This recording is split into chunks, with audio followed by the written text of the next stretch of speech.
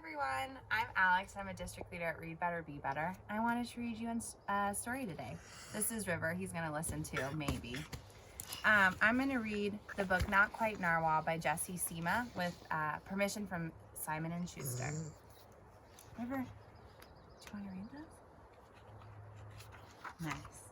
Not Quite Narwhal. Kelp was born deep in the ocean.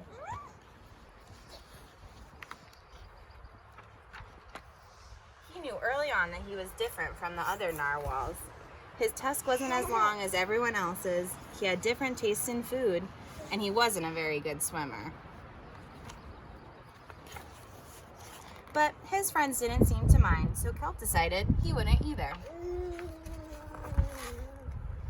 That is, until he was swept away by a strong current.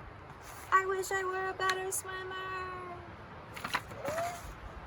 Kelp found himself at the surface, closer to land than he'd ever been before. High up on a cliff, he spotted a mysterious, sparkling creature. It looked so familiar.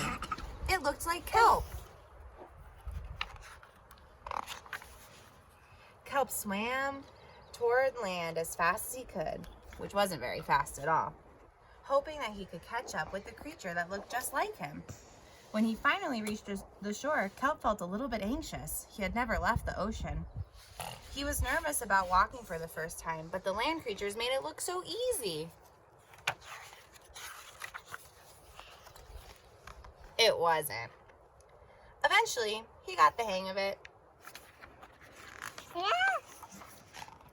Everything on land was strange and beautiful, but also kind of scary. Kelp began to think he might never find the creature that looked just like him. But as he stumbled out of the forest, ready? Land narwhals!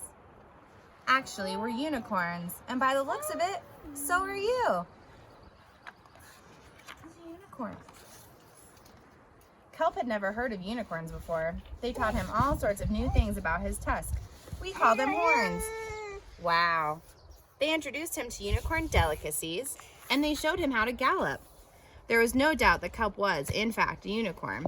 He was having so much fun that he didn't want to leave. But then he remembered all of his friends under the sea. What do you think he's going to do? Kelp missed them terribly, so he said goodbye to the unicorns and returned to the ocean. Come back soon.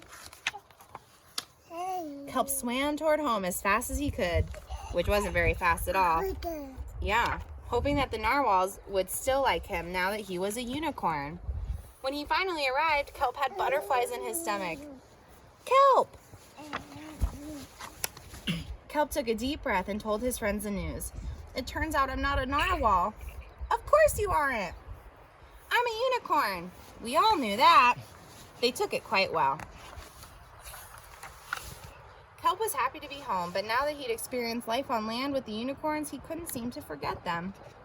Did he want to be a land narwhal with the unicorns, or a sea unicorn with the narwhals? Kelp couldn't decide, but then he realized maybe, just maybe,